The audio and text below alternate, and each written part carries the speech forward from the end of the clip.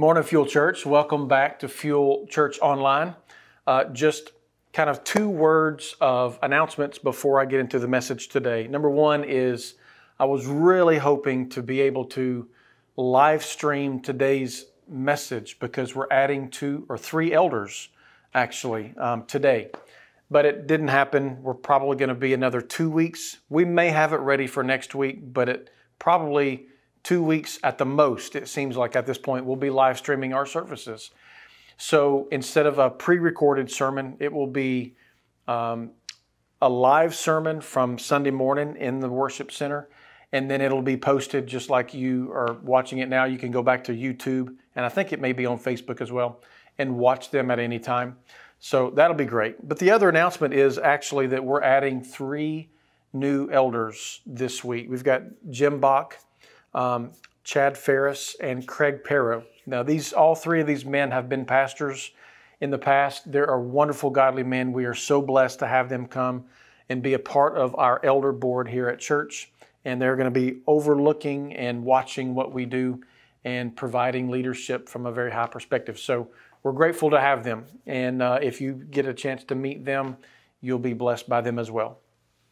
So as we get into the message today, I want to just speak a word about, to try to set this up and share with you a word that maybe you've heard, maybe you haven't heard, but it's a word that's called syncretism. And syncretism is the blending of 2 or more ideas together. Or ideas or beliefs or even religions. It's the blending of different things together. It's called syncretism. And obviously it's not good to blend anything with our Christian faith. That's not good. I remember the first time we went to Haiti. I didn't know anything about Haiti. This was back in 2012. We were praying and asking the Lord where He wanted us to go in the world, what kind of missions He wanted us to be a part of, and we felt like the Lord was calling us to Haiti. And we go, and as we spend the week there, traveling around, meeting different people and just seeing all the countryside, trying to ask the Lord, where do you want us to be? Where do you want us to put down roots? We found pretty quickly that Haiti there's a syncretism that's taken place in Haiti, that they've taken the Christian background or actually the Catholic background that they have, and they've blended into that belief, their Catholic belief, they've blended in voodoo.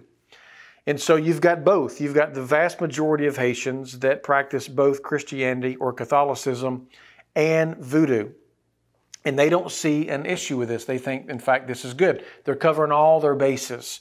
And so if they pray to God and say, God, would you heal my loved one, or would you bless us with something? If they feel like God's not coming through, then they'll go to a voodoo priest and they'll ask a voodoo priest to do a ritual. Or if they are angry at someone else and they want to place a curse on an individual or a group of people, they'll go to a voodoo priest and ask them to place a curse on an individual or a group of people. I remember that first trip, I learned a lot about voodoo and where they were, where these voodoo temples were, and about the voodoo priest. And I asked the pastor that was taking us through Haiti. He was a Haitian. His name is Pastor Michel.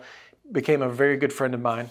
I told him that every time I come, I want to go see a voodoo priest. One in particular, actually. And because I wanted to share Jesus with him. And so every time I would go, we would go by and get a big bag of rice and some other food. We would go to this voodoo temple and go inside, and I would sit with this voodoo priest and I would give him the food, and then I would talk to him about Jesus. And we did this, I don't know how many times I did this. And on one particular occasion, I felt pretty strongly that he was going to accept Christ that day. However, he did not. But what he did after we left, he called all of his other voodoo priest friends, and they all came over to his place. And they were trying to cast a spell on me, a curse on me. And they all got in a pickup truck, and they were going to another temple. in order to perform this ritual. And as they did, they flipped the truck over and this voodoo priest died. And I just vividly remember the feeling of how powerful and how real God is, the true God, to look over me, to have His hand of protection upon me. And that was an experience that I'll never forget. As we're reading in Genesis chapter 19, I think we're seeing some of this syncretism, this blending of beliefs and ideas and religions. I think we're starting to see in the life of Lot this blending of beliefs and ideas and worldviews, world systems. And the reason why I say is I think that this is what is happening is because as we read through, we started way back in Genesis chapter 13 when we see Lot. And we'll talk about this in a few minutes. But from Genesis chapter 13 now into Genesis 19, we've seen Lot a few different times. Sometimes we see Lot acting righteously and sometimes we don't. Sometimes he's not acting righteously. In fact, in 2 Peter, let me read this for you. In 2 Peter chapter 2, verses 4 through 8, this is what Peter tells us about Lot. He says, and I'm going to back up a little bit and so we catch the context of what he's saying. So back in verse 4, he's talking about false prophets and false teachers and how we need to be careful. But here's what he says. Verse 4, "For if God did not spare angels when they sinned, but cast them into hell and committed them to chains of gloomy darkness to be kept until the judgment, if He did not spare the ancient world, but preserved Noah, a herald of righteousness, with 7 others, when He brought a flood upon the world of the ungodly, if by turning the cities of Sodom and Gomorrah to ashes," this is where we're going to tie the context into Genesis chapter 19, because that's where this is actually taking place. But let me back up again. If by turning the cities of Sodom and Gomorrah to ashes, He condemned them to extinction, making them an example of what's going to happen to the ungodly.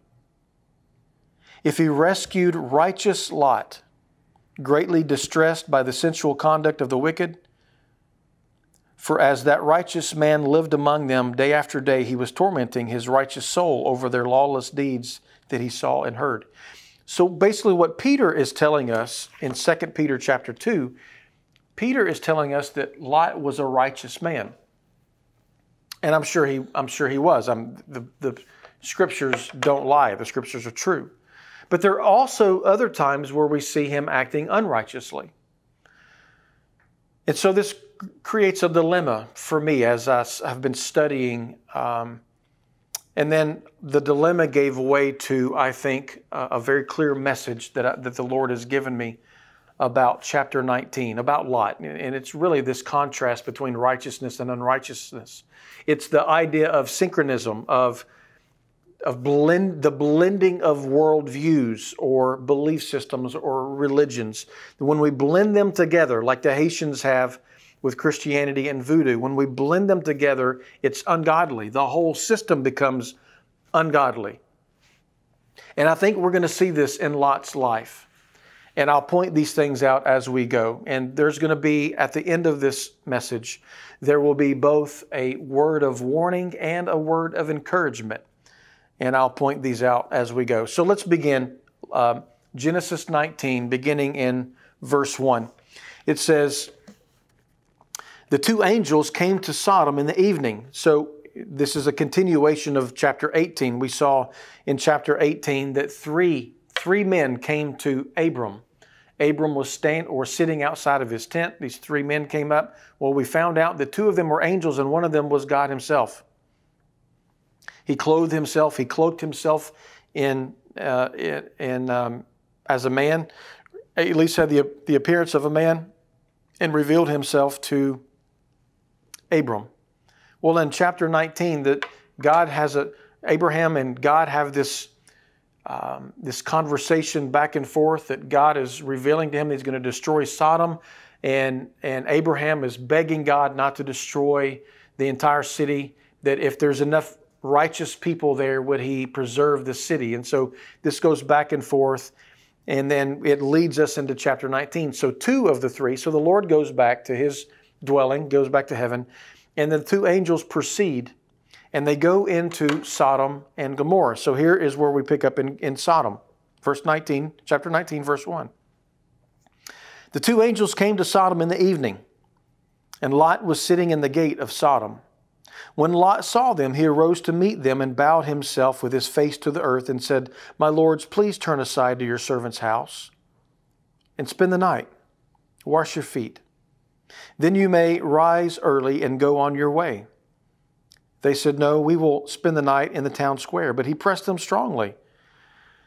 So they turned aside to him and entered his house, and he made them a feast and baked unleavened bread, and they ate. A couple things about this is the gate of Sodom in which Lot was sitting. It says he was sitting in the gate. It was a recessed portion in the wall of the city, or the gate of the city as you entered into the city, this recessed area. And this place was reserved for leadership, judges, magistrates, businessmen, leaders, that they were there to transact business, to conduct their judgments, to sit on the judgment seat as they're judging different things that's going on in the city, to make law or whatever these types of things are. That's what was reserved for these. So it really seems, and I think it's true, that Lot has become a leader in Sodom. So not only was he a member of this city, maybe a citizen of the city, even though he began as an outsider, he had become a leader in this city just by the very fact that he's found sitting in the gate. And I would assume that because his uncle, Abraham, you remember we studied this a couple weeks ago, Sodom was taken captive. There were some other kings that came in. They conquered Sodom and some other cities, and they took them all prisoner, all the people. They took them prisoner. They took all their belongings, and they went back to their own kingdoms, their own places. And then Abraham found out about this, and Lot was among them. Abraham found out. He went, he rescued them all, defeated all the kings, rescued them all with his SEAL team, brought them all back. And it would appear that because of his relationship with Abraham, that he was like a hero as well, and placed in a leadership position. So he says, he's sitting there, he meets the two angels as they come in, and he begs them to come to his house inside the city. There's a contrast that we see between Abraham and Lot. This is one of many contrasts that we see. But at the beginning of chapter 18, we read that when the three men, in fact, I'll just read it. Chapter 18, verses 1.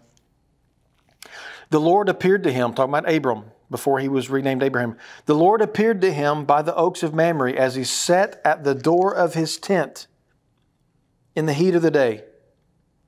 And he lifted up his eyes and looked, and behold, three men were standing in front of him. So that was the interaction with these two angels and God with Abraham. But he was sitting outside of his tent, contrasting that with, so he's still a sojourner, he's still a pilgrim, he's still a wanderer. He has this land that the Lord is giving him, but he has not made himself a citizen of any city. The Lord is going to do what the Lord is going to do. Where contrasting that is, we see Abraham, but Lot, not only settling near the city of Sodom like we've seen before, we'll come back to that in a few minutes, but actually moving into the city, becoming a prominent citizen leader of this city. And he has a huge house. Not that there's anything wrong with cities or homes. It's just a direct contrast between him and Abraham. So he invites these men to come into his house. He impresses upon them to do so, and they do. He shows the same type of hospitality that Abraham does to these people in the chapter before, which still shows he can be righteous. He's still a righteous man. Even though I think he's on this slow progression away from godliness, at least that's my opinion, there is still righteousness and godliness in him. He still has this incredible hospitality of his culture. Verse 4. So they're there and they eat. They ate. Verse 4. But before they lay down, the men of Sodom, or the men of the city, the men of Sodom, both young and old, all the people to the last man surrounded the house. So every man in the city, both young and old, they come and they surround the house, Lot's house, where these two angels are. And they called to Lot, "Where are the men who came to you tonight? Bring them out to us that we may know them." Lot went out to the men at the entrance, shut the door after him, and said, "I beg you, my brothers, do not act so wickedly.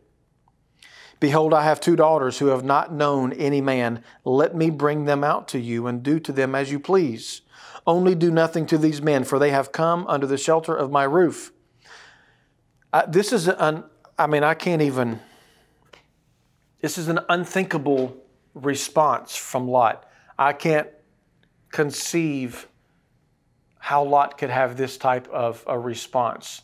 So obviously all the men, both young and old in the whole city, it says all the men, have come to his door, and they want to take these 2 men, these angels, they want to take them and have their way with them sexually.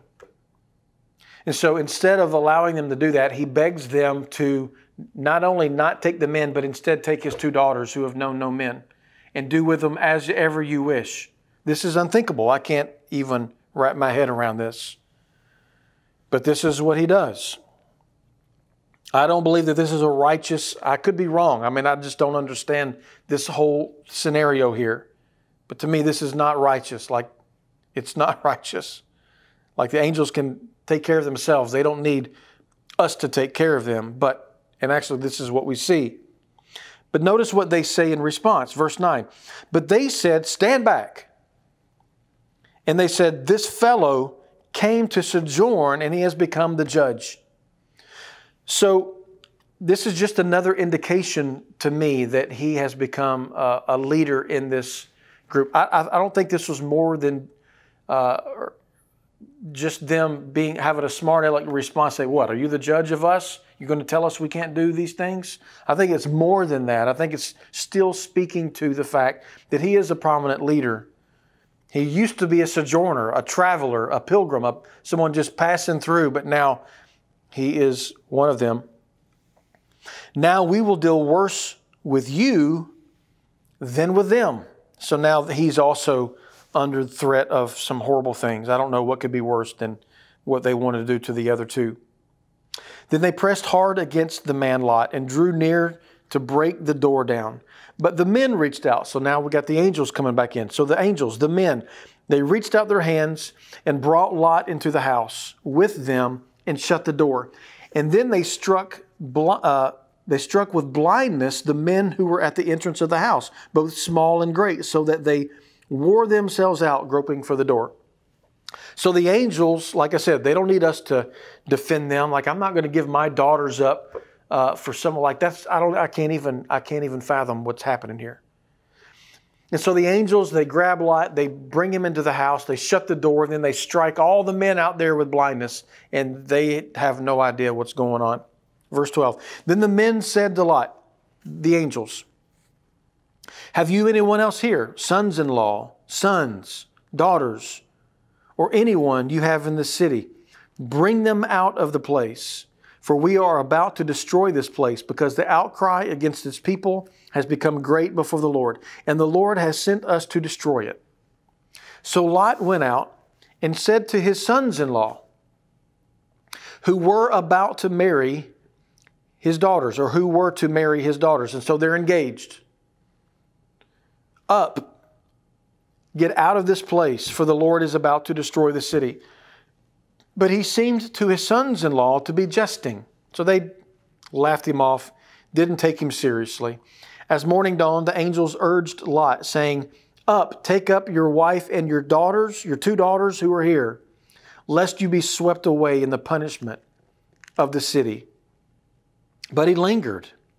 So the men seized him and his wife and his 2 daughters by the hand, and the Lord being merciful to him. This is so amazing. The Lord being merciful to him, and they brought him outside and brought him out and set him outside the city. And they brought them out. One of them said, "Escape for your life. Do not look back or stop anywhere in the valley. Escape to the hills, lest you be swept away." And Lot said to them, "Oh no, my lords, behold, your servant has found favor in your sight, and you have shown me great kindness in saving my life. But I cannot escape to the hills, lest the disaster overtake me and I die. Behold, the city is near enough to flee to, and it is a little one. Let me escape there. Is it not a little one? And my life will be saved." And he said to him, "Behold, I grant you this favor also, that I will not overthrow the city of which you have spoken." So the angels bring them out of the city. They tell them to flee to the mountains. And Lot's like, I'm not going to get there. I can't make it to the mountains. I'll be overtaken before I can get there. Can I go? There's a little city over there. Can I run and flee to that little city and find protection? And the angels say, "Yes, we'll let you go to this little city, and we will not destroy that city. We'll just destroy everything else around it." So he says, verse 22, this is amazing. This is so incredible. Verse 22, "Escape there quickly, for I can do nothing till you arrive there." Therefore, the name of the city was called Zoar. Zoar means little, this little city. And what's so amazing to me is the mercy and the grace of God. They were just lingering. The angels kept telling them, "You've got to get out of here. You've got to get out of this city. There's destruction coming upon the city. You need to go." Well, they just, for whatever reason, they just lingered around. They were just procrastinating. And finally, they had to grab them by the hands and drag them out of the city and then tell them to hurry up. And then he says the most amazing statement, "I can't do anything until you're safe. The Lord has forbidden me to destroy this city until you and your family are out of here. So you've got to go." And what amazing grace that the Lord has for us. This is so incredible. Everything is within God's control. Everything is within His control. Then it goes on and it says, "The sun had risen on the earth when Lot came to Zoar. Then the Lord rained on Sodom and Gomorrah sulfur and fire from the Lord out of heaven. And He overthrew those cities, and all the valley, and all the inhabitants of the cities, and what grew on the ground. But Lot's wife, behind him, looked back, and she became a pillar of salt." And Abraham here, and then there's going to be a shift. So this entire scene has taken place from the valley floor. From the beginning of chapter 19 verse 1, in the valley, in the city of Sodom, amongst all the evil is where this whole scene takes place. And now there's going to be a break from that. And in verse 27, 28, and 29, we're going to see the vantage point back to Abraham as he looks over the city that's being destroyed. And here's what it says, verse 27. "Abraham went early in the morning to the place where he had stood before the Lord." So Abraham goes back to the very place that in chapter 18, he is begging God, "God, don't destroy the city. Would you please, are you going to destroy the righteous among the wicked? Lord, if there's 40 righteous, will you save the city? If there's 20 righteous, will you save the city? If there's 10 righteous, will you save the city?" And God says, "If there's 10 righteous, I'll save the city." That same place where Abraham was pouring his heart out to the Lord is where we now see this next scene taking place. So Abraham is back to that same place. He's overlooking the city of Sodom and Gomorrah in the valley below. Here's what happens. Abraham went early in the morning to the place where he had stood before the Lord. And he and he looked down toward Sodom and Gomorrah and toward all the land of the valley. And he looked, and behold, the smoke of the land that went up like the smoke of a furnace. Verse 29. "So it was that when God destroyed the cities of the valley, God remembered Abraham and sent Lot out of the midst of the overthrow when he overthrew the cities in which Lot had lived." We're going to come back to this in a minute. Let's finish reading verse 30 and following. "Now Lot went up out of Zoar and lived in the hills with his 2 daughters. for he was afraid to live in Zoar. So he lived in a cave with his 2 daughters. And the firstborn said to the younger, Our father is old, and there is not a man on earth to come in to us after the manner of all the earth. So I'm assuming they thought that the entire earth was destroyed, that all men were destroyed, and it was only them 2 and their father. Verse 32. So the older is saying to the younger, Come, let us make our father drink wine, and we will lie with him, that we may preserve offspring from our father. So they made their father drink wine that night, and the firstborn went in and lay with her father. He did not know when she lay down or when she arose. The next day the firstborn said to the younger, Behold, I lay last night with my father. Let us make him drink wine tonight also. Then you go in and lie with him, that we may preserve offspring from our father. So they made their father drink wine that night also. And the younger arose and lay with him. He did not know when she lay down or when she rose. Thus both the daughters of Lot became pregnant by their fathers. The firstborn bore a son and called his name Moab. He's the father of the Moabites to this day. The younger also bore a son and called his name Ben-Ami. He is the father of the Ammonites to this day. Okay. By the way, this all takes place before the law was given through Moses, that there no longer be any incest. So that all takes place prior to that. So I don't want to focus on this area. I want to come back and focus on this whole idea that I've been trying to explain. This whole idea of, and I know it's a big word and it doesn't even matter, but syncretism, the idea of blending different worldviews, different religions, different beliefs together, like the Haitians with Christianity and voodoo. It's bad. If you take Christianity and you apply voodoo into it, your entire Christianity is bad. So syncretism is not good. This blending of worldviews, ideas, beliefs, religions is not good. God desires a pure, undefiled religion, a pure, undefiled faith. He is God alone. He's the only God worth worshiping. Now, when I'm watching and studying the life of Lot, I'm just seeing these red flags of him slipping further and further away. Okay. I know that Peter says that he's a righteous man. And I'm not saying that he's not righteous. He's definitely righteous. I mean, there are times where I'm righteous. There's times where I'm not. There are times where we see Abraham was righteous. There are times where Abraham didn't act righteously. And this is true of all of us. This is human nature.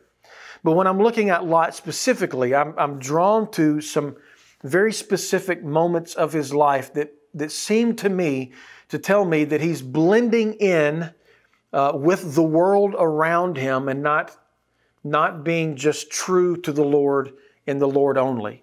Okay. There's a contrast between him and Abraham. Like Abraham is still out in tents. Lot has moved into the city in chapter 13. Let me read chapter 13. And I'll begin in verse 8. So Abraham, who was Abram at this time, but Abraham and Lot, they both had so many possessions and so many cattle and sheep and herds that they couldn't live in the same location anymore. They were too wealthy. The Lord was blessing them far too much. And so Abraham says to Lot, you choose which way you'll go and I'll go the other. Abraham, in his selflessness, in his humility, let his nephew choose where he would go. Now this is what happened. Abram said to Lot, let there be no strife between you and me, between your herdsmen and my herdsmen, for we're kinsmen, we're related.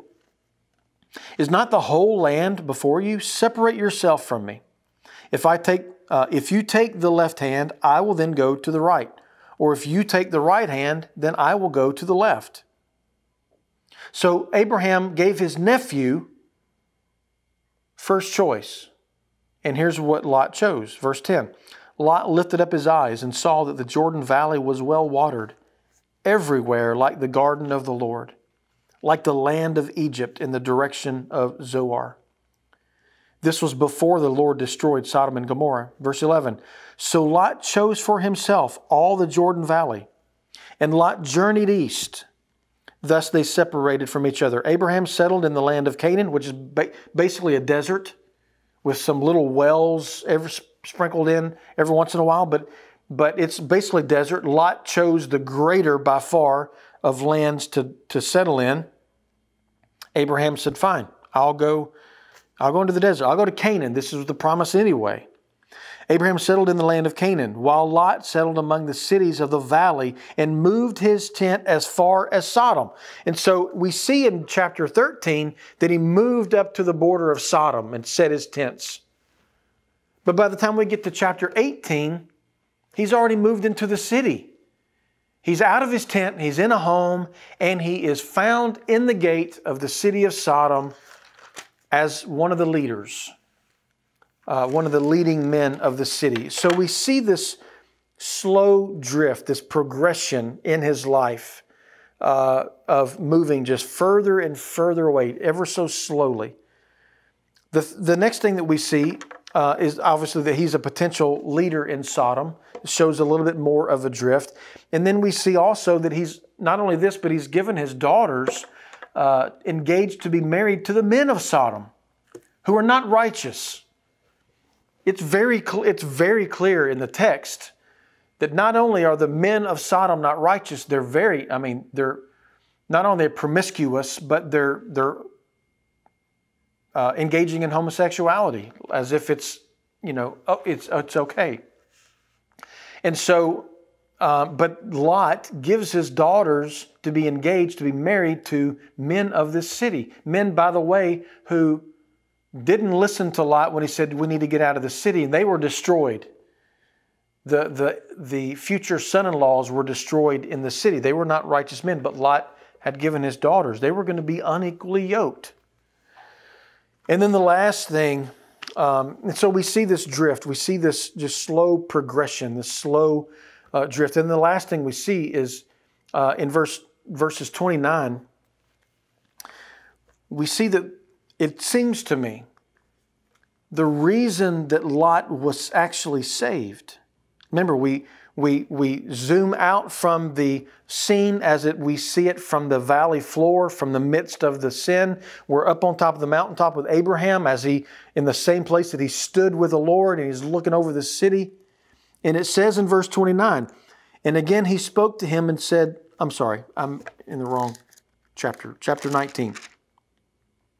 Verse 29, and he says, so it was that when God destroyed the cities of the valley, God remembered Abraham and sent Lot out of the midst of the overthrow. So this appears to come back to the reason why Lot was delivered from this destruction was not necessarily because of Lot. It was because God remembered Abraham in the previous chapter, pouring out his heart, saying, God, would you not destroy the entire city? And so God remembered Abraham and he delivered Lot. In fact, he told the angels, do not destroy the city without getting Lot and his family out. And that's what happened. So the warning for us is, I'll try to make it as simple as I can, is that we have to be careful because there is a syncretism in our life as well.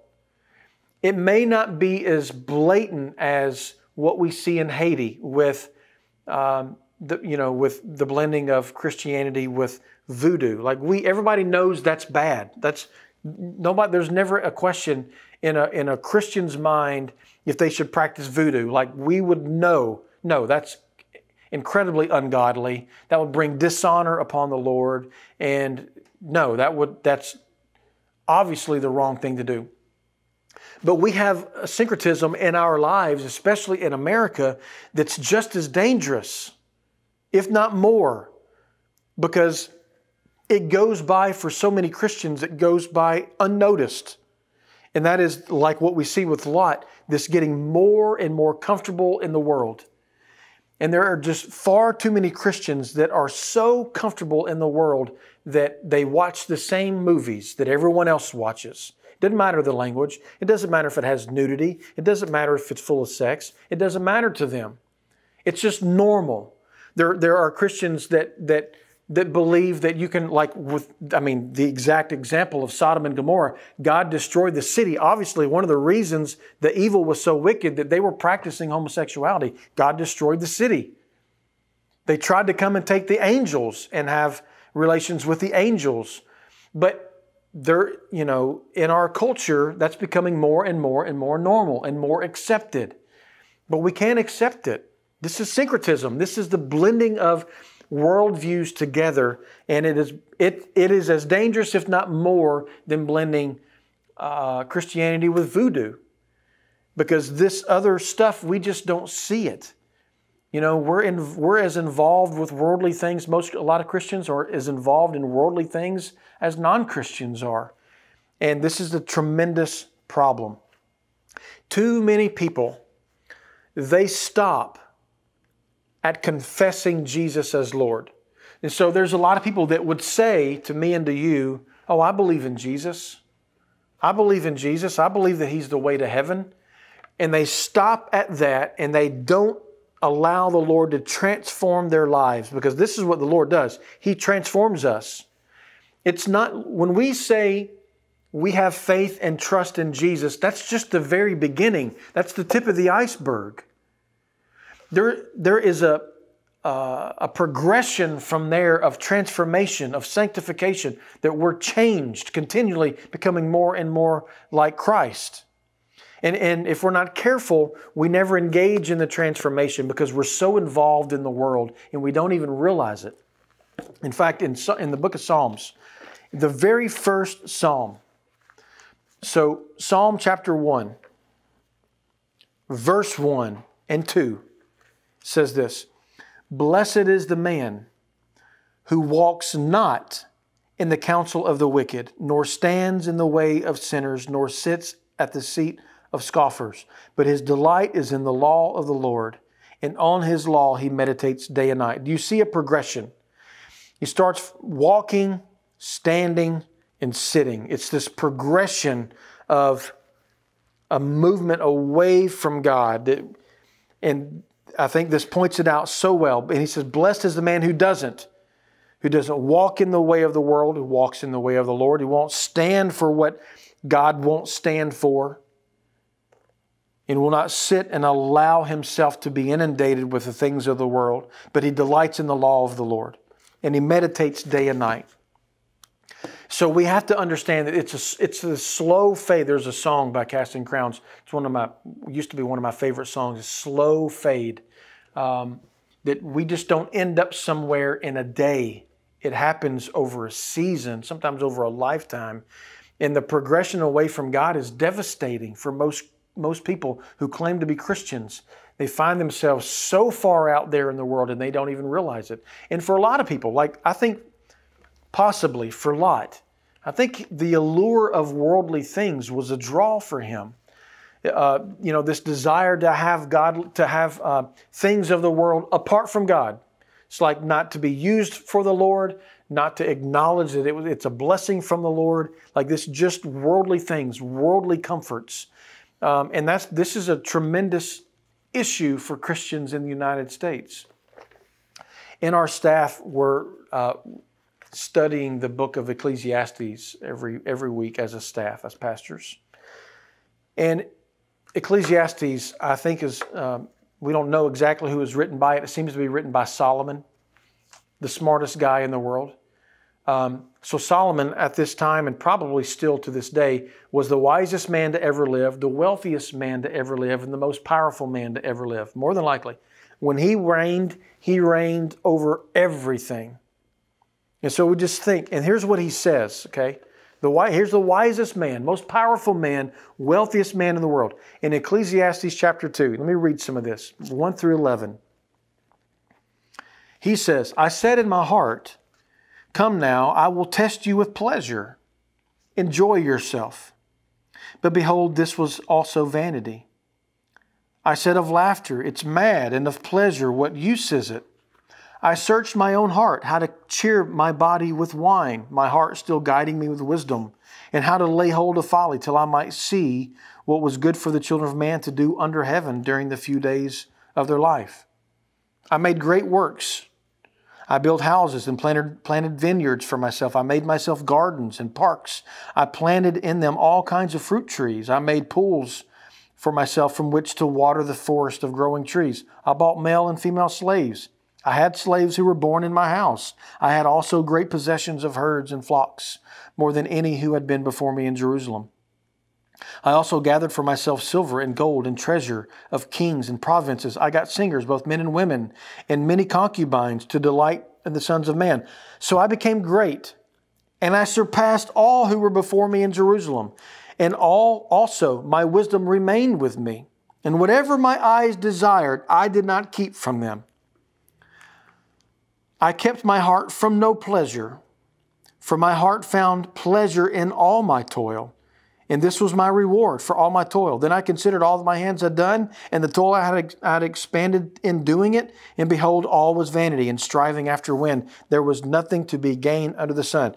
And so basically he says he's the most powerful man. There is no checks and balances for him. He could do whatever he wanted to. He had the authority to, the power to, and the wealth to. He could do anything he wanted. And he said, I set out to do everything I could think of. I didn't withhold anything from myself. Any worldly pleasure, if I could think about it, I did it. And at the end of that, he said it was all vanity. In fact, in verse 17, it says, So I hated life, because what is done under the sun was grievous to me, for all is vanity and striving after wind. When he uses the word, what was done under the sun, what he means is anything that's done apart from God. And what he's telling us is that anything on earth that we do, any pleasure we seek on earth, if it's apart from God, it's worthless, it's vanity. It's like trying to grab a hold of the wind, trying to grab a hold of smoke that you can't. It's an illusion. And we know this. This is what is so bizarre about just the human heart and the human condition. We know that the world provides nothing that will give us any pleasure whatsoever, and yet we all still try to run to worldly things. And if we're not careful, we're a lot like Lot and so many other people. We're living in this syncretism where we're the blending of different worldviews, different religions and thoughts and beliefs, and we're pressing them into our faith, and we think that it's okay, and it's not okay. It's not. And so we don't need to just stop at confessing that Jesus is Lord. We need to move on through the transformative process, this process of what we call sanctification. It is continuing to clean us up, to make us more holy. It's so that we're not comfortable in the world. We become more like God every single day.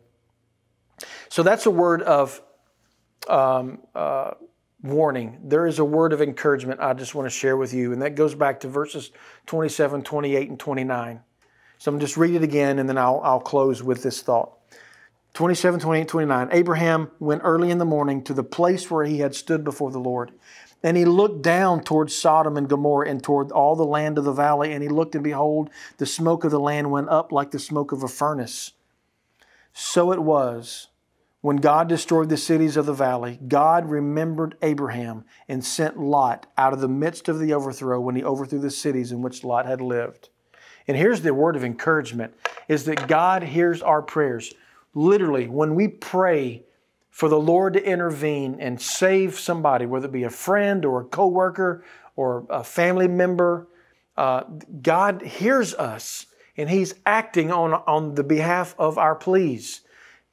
Abraham stood in the gap between the wrath of God and the city of Sodom and Gomorrah, and his family member Lot was rescued, according to the verses here, because God remembered Abraham. And that should be so encouraging for us as we follow the Lord, that we need to understand, look, our mission as a church, we say this all the time, our mission is to help people find and grow in a relationship with Jesus Christ. But we need to understand, this is not just a corporate mission, this is a personal mission. Like, this should strike home at you. It should strike home with me. We wrote those names on the wall in the foyer as you walk into the church. All of these names, like these are personal names. These are personal people that I know. They're people that you know. They're your family members that you wrote down their name. This mission to help people find and grow in relationship with Jesus Christ is a personal mission. It's for me and for you to take seriously. It's for us to stand in the gap for those people that we love, those people that are still far from God, and just to be bold and stand before the Lord and then go talk to them and say, guys, I have to tell you about Jesus. I don't know if you're a Christian. It doesn't appear that you're a Christian, but you've got to know about Jesus Christ. And I want you to just give me some time to let me tell you about Jesus and about what He's done, not only for me, but for you, if you'll receive it. And this is such an important thing for us because this is who we are as a church. This is who we are as a people. In Matthew chapter 5, I'll close with this. Matthew chapter 5, it's the Sermon on the Mount, one of my favorite verses. It says here in verses 11 and 12. 13 and 14. Jesus says, you are the salt of the earth. But if salt has lost its taste, how shall its saltiness be restored? Guys, if we're blending in the worldview into our Christian faith, we're no longer salt. He's talking to us. Jesus Himself is talking to us. He says, you are the salt of the earth. If the salt has lost its saltiness, what good is it? What good is it for? How shall its saltiness be restored? It's no longer good for anything except to be thrown out and trampled under people's feet. And then He says, you are the light of the world. A city set on a hill cannot be hidden. Nor do people light a lamp and put it under a basket, but they put it on a stand, and it gives light to all in the house. In the same way, let your light shine before others so that they may see your good works and give glory to your Father who is in heaven. Now, I don't know about Lot. I don't know fully if he was slipping and sliding away from the Lord. It appears to be the case. I know for certain he did not make a difference where he was. He was in the city. His daughters were marrying men of the city. He was sitting in the city gate as one of its leaders. And yet when it came time for Sodom and Gomorrah to be destroyed, God saw no righteousness in there apart from Lot and his family. He made no difference.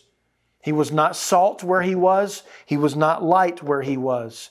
But Abraham was, because God remembered Abraham's plea when he went in to destroy the city and He rescued Lot and his girls and his wife.